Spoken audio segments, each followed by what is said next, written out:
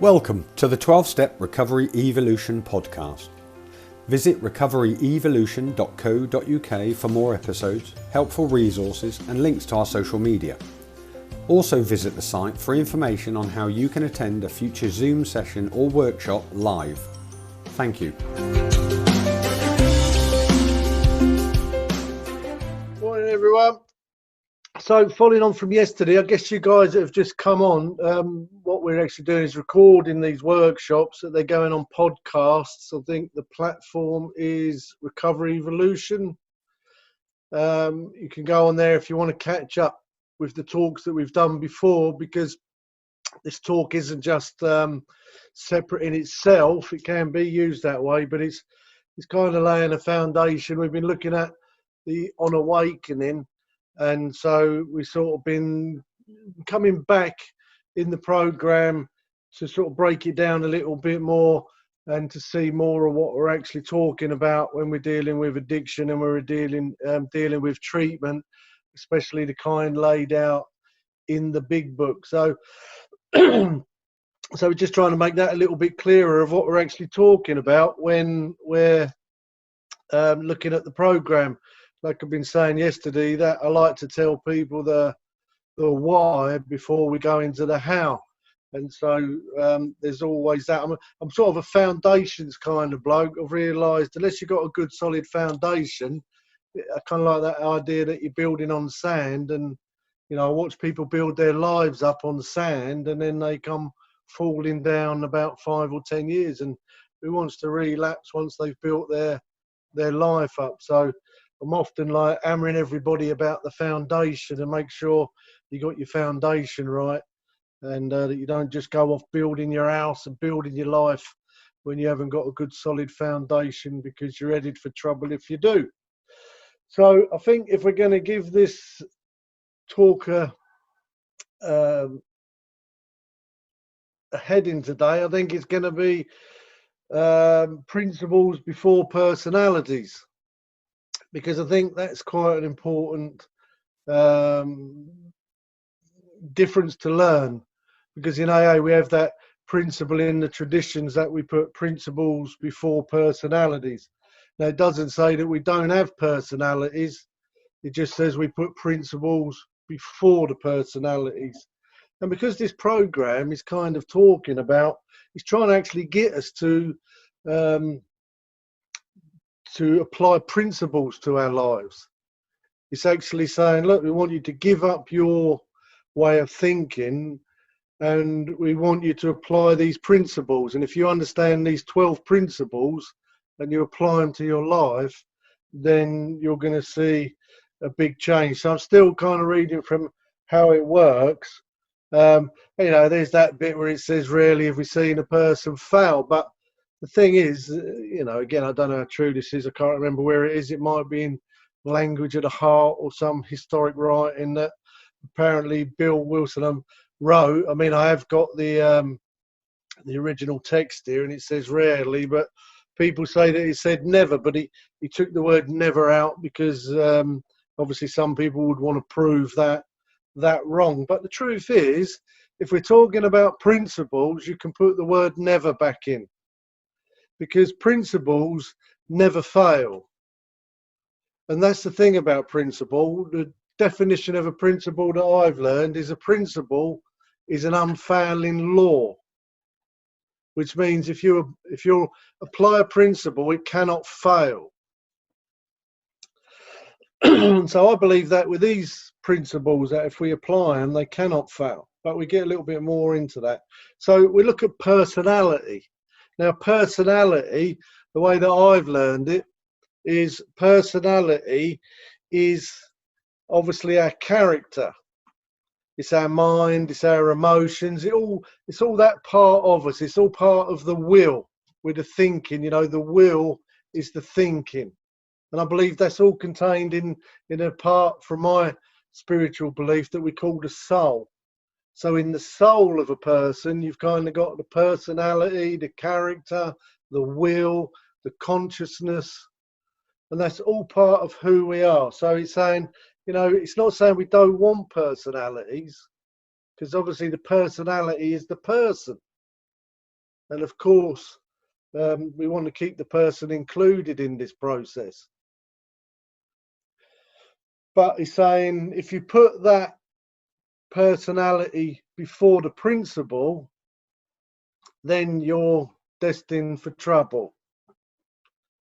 And as we learn in the third step prayer, is that we started to change that relationship where we started to put because God is a principle. Ultimately, God is the ultimate principle. And it says we put we're trying to get our personality behind that principle, that spiritual principle of God. And it breaks down into lots of little pieces. There's lots of sort of little principles, but they all culminate in this removing this spiritual malady, removing this break between this separation between us and God. And so the personality, I'll give you an example. Say the personality it's been offended, and the personality wants to be resentful. But the principle, the spiritual principle, is forgiving. And so the personality wants to keep resentment, but the spiritual principle wants us to forgive. So if we put the personality first, we're going to stay resentful. If we put the spiritual principle first, we're going to forgive. If the spiritual principle is full of fear, if the personality feels afraid, but the spiritual principle says fear not, again, if we put the physical personality principle first, we're going to be full of fear. If we put the spiritual principle first, we're going to be free from that fear. And it's the same, if I'm thinking about my personality's kind of lusting after the neighbour's wife, but the spiritual principle, says thou shalt not commit adultery, then really depending which one I listen to is what I'm going to do. So this program is sort of saying, look, we want you to put the principle before the personality, because there's something gone wrong in the personality. There's something gone wrong in the person. And so it's quite difficult. Again, I think that's a bit of a problem. You don't want to listen to me.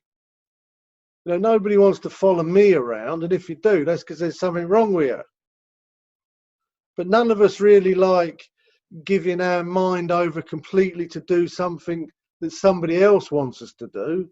We're all afraid of that, and we rightly should be. It's kind of like the basis of freedom, that nobody's asking us to give up our freedom to another person.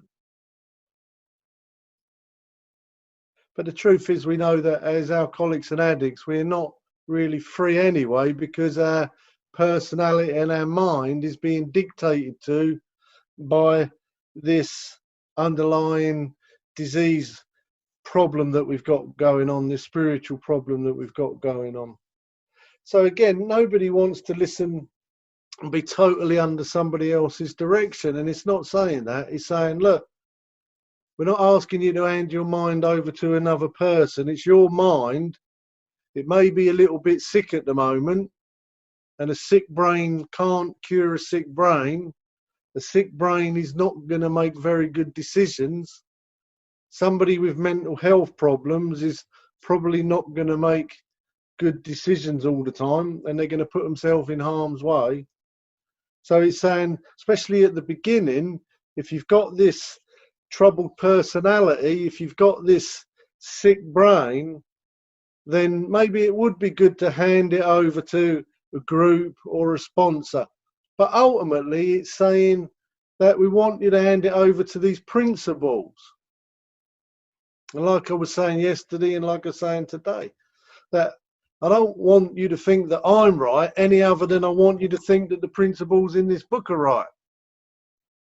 All I'm trying to do is say, look, have a look at the principles in this book, have a look at these spiritual principles, because if you get this relationship right and you start putting these principles before your personality, then you're going to see some great changes in your life. And that's kind of what the big book's kind of saying. It's saying that you've got a personality, personalities before principles, nothing wrong with personalities, but we want them to go behind the principles. And when we get this relationship right, it's saying that great events come to pass. Now I know that, so it's nice for me because, again, I've got quite a strong personality. It's quite sensitive. It's quite, I get easy offended. I get easy afraid. And if I didn't have this principle of God or these spiritual principles to put before my personality, and I surrender to them principles, I yield to them principles. I'm happy to do that now. I'm happy to surrender myself to the principles. I'm not great at doing that to other people, but I can do that to other principles. And I believe them principles, like I say, are God. They're a physical manifestation of God in my life. And so when it says I seek God's will, I just seek what principle should I be applying. You know, when people call me up these days and who I'm sponsoring or I'm giving them advice and they've got a problem, all I'm saying to them is, look, what principle aren't you applying? Or, sorry, what spiritual principle aren't you applying? Because we're all applying principles. It's just some people are employing failing principles or principles that lead to pain. And they keep doing them, and they're never going to change either, unfortunately. We go to great pains and great lengths to change them principles. You know, like I say, when people in early recovery sort of phone up and they've got a problem, and again, I stopped listening so much to what I call the scenery, which is all of the different people, places, things and situations, because it always culminates down to the same thing. The people phone you up and they say, I've got consequences and I don't like it. I'm uncomfortable and I'm suffering and I've got consequences. Can you take away the pain of my consequences? And you kind of go, well, not really, mate. But the good news is they're the consequences of your actions. And they said, but I like them actions. It's like, well, so do I, but I don't like the consequences.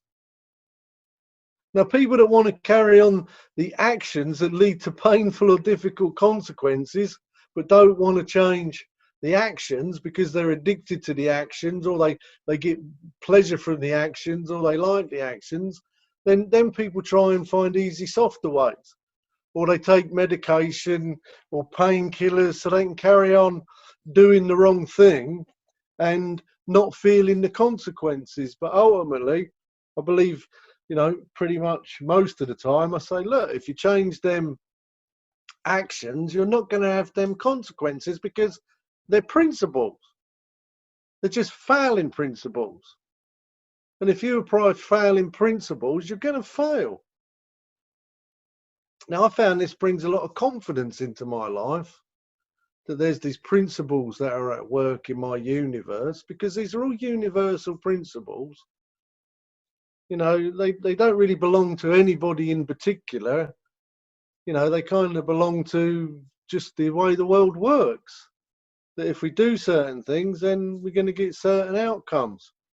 Now, it can get a little bit weird and wonderful at some points, because it's like, well, I don't think I really deserved that, and maybe you didn't, because we're also in this mass experience. And so that sort of throws a few extra spanners into the works and a few curveballs, but that's for another conversation. To keep this simple today, I just want to reiterate the fact that there is principles at work. And the reason that, you know, every alcoholic and every addict have so much in common and so can deeply relate to our journeys is because we've pretty much all been doing the same things. We're all different people from all over the world, but when we drink alcohol, when we've got this mental condition, this spiritual condition, we all kind of behave in the same way. And so we all get the same consequences all over the world. and the families that I talk to. And again, it's one of the things that I like to say, look, this is how I can see that this is actually an illness, a disease, a spiritual malady, because we all follow the same patterns when we're in it.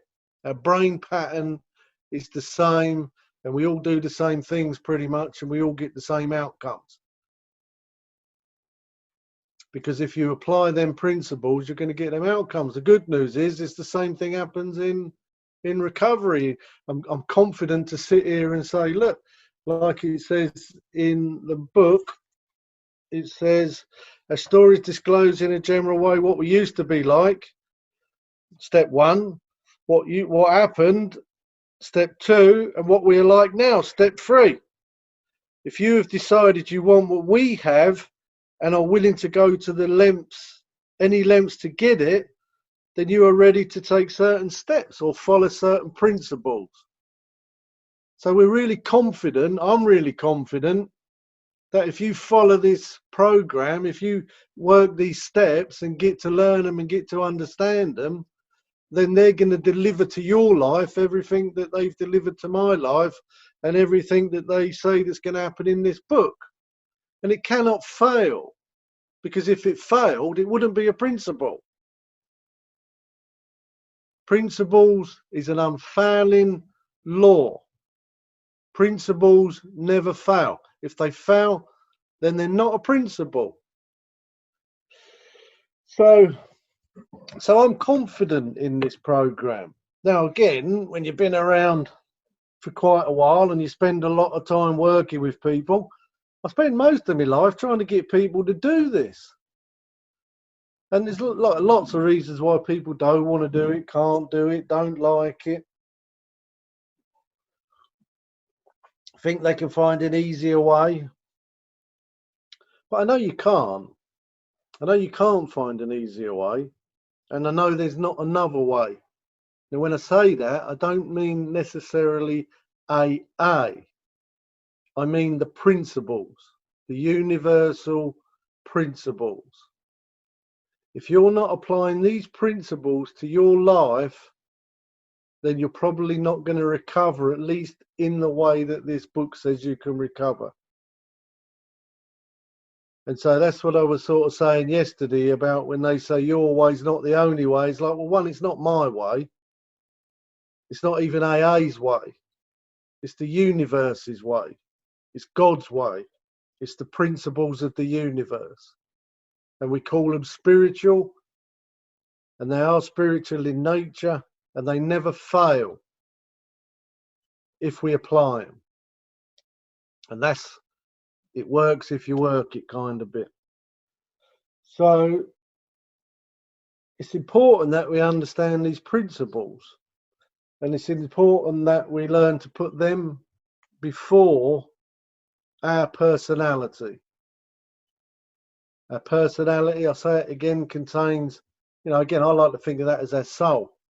It contains your mind, your emotions, your character, your consciousness, all of that part of you that's deciding the way you're going to live your life.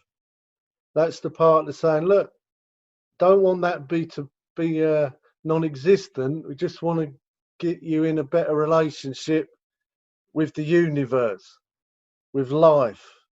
Life was kind of designed in a certain way. Look, even our societies are designed in a certain way.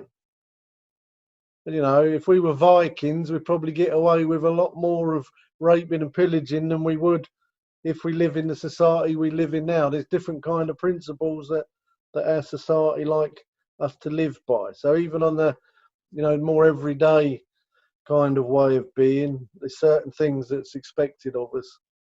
And I guess you could put them into principles, but the universe kind of runs in a certain way. So again, I've got great faith in this program. I've got great faith in these principles, in these steps. And I truly believe that they will work for anybody that wants to learn about them and wants to work them. So having said that, I'm just going to have a read now of how it works. I'm going to go back to the to the AA approved standard 4th edition version. I'm still an unapproved AA speaker and always will be. We all are. I'm talking for myself, not for the fellowship. No one talks for the fellowship. The book talks for itself. So on chapter 5, page 58, it says, rarely have we seen a person fail. Can't fail. Can't fail. Who has thoroughly followed our path, these principles. Those who do not recover are people who cannot or will not completely give themselves to this simple program of principles. Usually men and women who are constitutionally incapable of being honest with themselves. So there's a constitutional issue that some people have, and the truth is I've had to develop a little bit, well, a lot more of a constitution to be able to be honest with myself, and that's still an ongoing kind of process that's allowing me to go deeper into these principles, a deeper acceptance of these principles. It said there are such unfortunates. They are not at fault. They seem to have been born that way. They're naturally incapable of grasping and developing. So I think they're two words that I kind of like. That again, nobody's just going to all of a sudden be able to do these principles perfectly. And it says that near the end. It's something that we grasp, start to grasp, just to get our head around, and then we learn to develop it. So I'm not looking for anything more in my life. I stopped looking for things in my life over 25 years ago. In the sense of a way of living or God, you know, I think I've grasped that. Now I'm just constantly trying to develop it through the practice of this program and my faith. It says their chances are less than average. There are those too who suffer from grave emotional and mental disorders, but many of them do recover if they have the capacity to be honest with themselves. As stories disclose in a general way what we used to be like, again, like I say, that's step 1. What happened, that's step 2. And what we are like now, that's step 3. And now it's talking to you, each of you individually. It's saying if you have decided you want what we have and are willing to go to any lengths to get it, then you are ready to take certain steps. Now, what they had, you can read in the stories in the 3rd edition, you can look at Bill's story, but what they said is that they found a substitute to drinking. Not a cure, a substitute. They said it's vastly more than that. And it does come in the fellowship. It comes in the fellowship because they found this reconnection with God. That's not what any of them were looking for. They were just all looking to give up drinking, like most of us. Didn't come here going, oh, I think I need God in my life. I just come here because I was on my knees, because I couldn't stand living in my flesh anymore. And these people said, look, we got away and we know what's wrong with you. And, you know, what they told me in my early meeting is when I was in my first meeting, I remember them just telling me what used to be like for them, what happened and what it was like for them now. But they were a good group. They went pretty much first into the first 3 steps. Because when we're doing a share, mostly we should be sharing the first 3 steps with newcomers. We should be telling them what it used to be like so they can relate, what happened to us, and then what it's like now. Because then we're starting to share recovery. And what they said was they were just like me, pissing their pants and upsetting everyone and out of control and doing what they didn't want to do. They come into these meetings, they started to work this program, and their lives are brilliant compared to where it come from. And I wanted that. And I remember in my first meeting thinking, oh God, please let me be an alcoholic. I just wanted it to stop. And so, you know, and then as I got to know the program, as I started to develop my mind, as I started to grasp it, as I started to develop it by going to meetings and getting sponsors and going to step groups and working the program and reading the book and going to Joe and Charlie and listening to tapes of all of the speakers. And the more I started grasping it and the more I started developing it, and then the more I started to apply these principles to my life, the more that I started to put my personality back and put the principles first, then my life started to do everything they said it would do. So it says, some of these we balk. We thought we could find an easier, softer way, but we could not. With all the earnestness at our command, we beg of you to be fearless and thorough from the very start. And in a way, I think that's what I've been trying to do over this course. I'm saying, look, please give this a go. Don't give this everything you got. This is so fantastic. You really don't need to go anywhere else. Don't waste 5, 10 years going somewhere else. I'm not saying you just do this and nothing else. Whatever else you do as well as this, but not instead of this.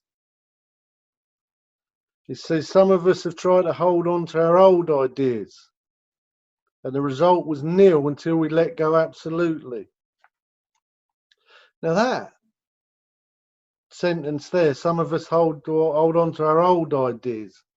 You know, that's meant more and more to me as I've gone along. It's just them old thought processes. You know, like we kind of joked about getting the divorce in the on Awakening. That, you know, in the divorce settlement from addiction, from the divorce settlement from all of this negativity and resentment and fear and anxiety, being divorced from it. That's all going to be part of the divorce settlement. All of them, you know, thoughts, that the irritability and the discontent, and just sort of joking that, you know, look, when you've ever had a split up with somebody and you've built a record collection together, and there's these arguments over the record collection, but, you know, in this divorce you could have the record collection. So sick and tired of that record keep going on. That one that keeps telling me what arseholes they are, or what arseholes I am, or why this ain't fair, or that ain't fair, or this shouldn't have happened, and that should have, you know, all of them. You listen to your records in your head. That when something triggers you, when somebody upsets you, or you get afraid, that record goes on, and it starts playing that same old tune, and then I feel the same old way, and it's horrible. I'm just saying this morning, I just found another one. I just found another really subtle record. It's not even very loud, but in certain circumstances, because it's nice when we're in this shutdown, because I've got so little going on in my life. My mind is kind of free, and I'm finding all these things about myself that are kind of been hidden. Not that I've consciously hidden them, but they've just been hidden under the amount of work I have to do in my life. And I just found these little nuances, these little subtle nuances, these little tiny little records that go on. But then I realised the deep, traumatic, traumatized emotions coming up in me. And about things that aren't even real. It's coming out of my imagination. What if he does this? What if she does that? Not even real. And I noticed it. I said to my wife this morning, I'm going, God, look, I've noticed this part of me. But you know what? Now I've noticed it, it's like, my God, that's been there all my life. I've noticed, now I've become conscious of it. I realise that's been there all my life. That feels so familiar, that deep turmoil, that traumatized emotion coming up. That, what if they say this? What if they think that? It's not even real. Not even real. Trauma from my own imaginations. Great, isn't it? I'm going to be free from that by the end of this day. Another new freedom. Bit more happiness. Bit better relationships. bit more trust, bit more integrity, bit more honesty, bit more responsibility, bit more dignity. I could be able to do some more service. It's wonderful. It's wonderful. What principle am I going to use to break that down? So it says, remember that we deal, because again, I want to let go absolutely. I don't want to be thinking, oh, does my personality want to do this? I'm like, no, I just want to follow the principle. That's what I try and tell people. Look, whatever your gut says, I agree with, because your gut is probably telling you the principle. Because that's where your innermost self is.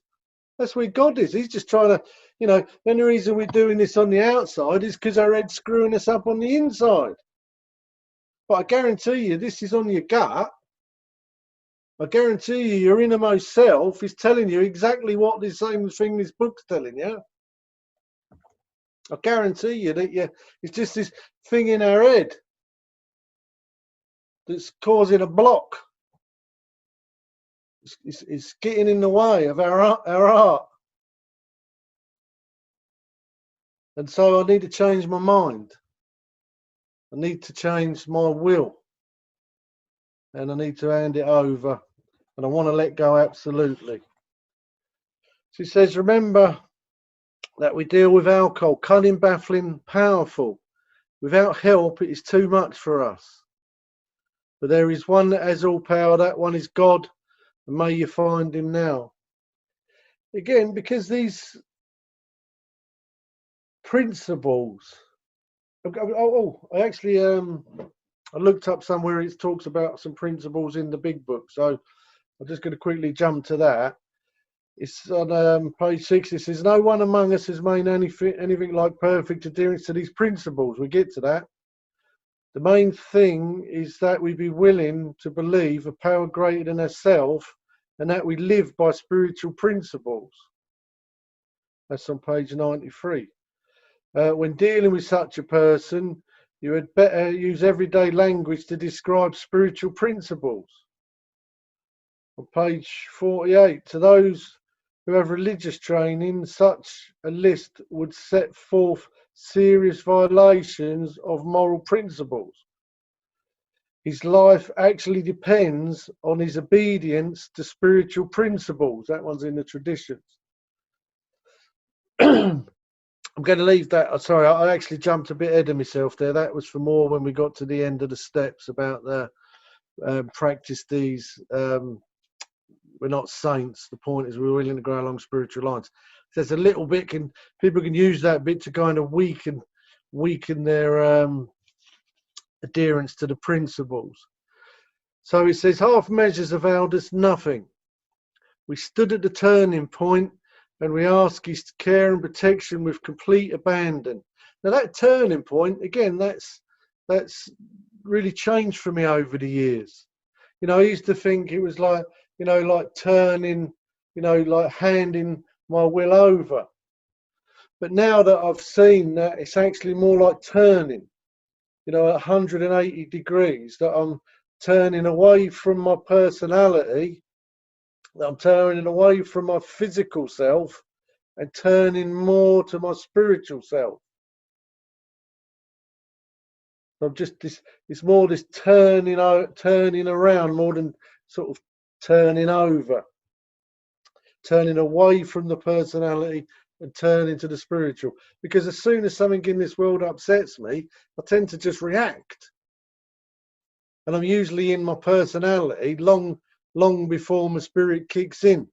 And I can usually tell when I'm in my personality because there's usually something like this going on. Oh, fuck this, fuck that. Oh, I can't stand this. Why me? I can't. What's this happening? Oh, what? And that's usually how I start off most things. And then as I employ my program, I start calming down. I start turning to the spiritual principles. And then my mind restores to sanity. And then I start making better decisions for myself. And then the outcomes I get, when I look back in retrospect, I could see that I was applying the principles because I could tell by the consequences. I get better outcomes when I apply the principles. In actual fact, when I apply the principles, I know what the outcome's going to be. It just takes a bit of time for that outcome. Because again, it's like when we plant that seed of selfishness, and then the selfishness tree grows, and then we get the selfish fruit, and we have to eat the fruit. And we know he's been planting the selfishness seeds because all that bitter and twisted and sourness is coming out of their mouth, and they're spitting their more seeds out. You know, and it's the same when we apply the seeds of principles. When I put these seeds in the ground and the principle tree grows, and then I get the fruits from the principles, which are always more favourable, and the ones that I actually prefer in my life and the ones that I want in my life. So I can always tell when I'm doing my inventory whether I've been applying the principles or not by what's going on in my life. And so half measures availed us nothing. We stood at the turning point. We asked his care and protection with complete abandon. Here are the steps or the principles we took, which are suggested as a program of recovery. Now, I'm kind of tempted to take the numbers out, but they were put in that order for a reason. But I am going to take the numbers out and read it in a certain way again, just to highlight the principles, that what they discovered. Because it says, you know, if you want what we have and are willing to go to any lengths to get it, if you're willing to do what they did. So when it's sort of broke into steps, I mean, it's a great way of doing it. But you've got to understand that this is something that they did in their life. That these were the first people that, you know, Bill Wilson, all these principles come through time and they culminated around him. And then if you watch the film, the Bill Wilson story, you'll start seeing each of these little understandings clicking in place. And as they started clicking in place, they started to realise that they were getting sober, that they were getting free from this irritability, this discontentedness, and that they could tell other people what they did and it was working for them, and other people told other people. And from Bill Wilson to you and me, the message has been carried. And from me, I'm now carrying the message, hopefully, to you guys. And so I'm just going to not use the numbers at the minute, but, you know, I don't want to take it out of the numbers. I just want to say it in this way, just hopefully it could just make it a little bit clearer to say, you know, this is what they realised, this is what they've done. These are the actions that they took in their life. This is what they did, and then when they did it in this way, they got the outcomes that we're looking for. So I'm going to read it in this way. It says, so we admitted that we were powerless over alcohol and that our lives had become unmanageable. And then we come to believe that a power greater than ourselves could restore us to sanity. And from that, we made a decision to turn our will and our lives over to the care of God, which we followed by making a searching and fearless moral inventory of ourselves. And then we admitted to God, to ourselves and another human being, the exact nature of our wrong. And then we become entirely ready to have God remove all these defects of character. We humbly ask him to remove our shortcomings, and then we made a list of all the persons we had harmed, and we become willing to make amends to them all. We went out and made direct amends to such people wherever possible, except when to do so would injure them or others. And then we've continued to take personal inventory, and when we were wrong, we promptly admitted it. And we also sought through prayer and meditation to improve our conscious contact with God as we understood him. And we pray only for knowledge of his will for us, or the principles, and the power to carry that out. And what we discovered after having this spiritual awakening, and by the result of these steps, we started to carry this message to other alcoholics, and we began to practice these principles in all of our affairs. And it says, many of us exclaimed, what an order, I can't go through with it. Do not be discouraged. No one among us has been able to maintain anything like perfect adherence to these principles. We are not saints. The point is that we are willing to grow along spiritual lines. The principles we have set down are guides to progress. We claim spiritual progress rather than spiritual perfection. Now look, I think a lot of people can use that as an excuse. You know, like I was saying back there, is why I use that analogy, that if your personality's looking at the neighbour's wife or husband and thinking an affair might be nice, and then you go off and have the affair and then come back and say to your other half, well, I didn't use drugs, didn't use alcohol, I'm not perfect.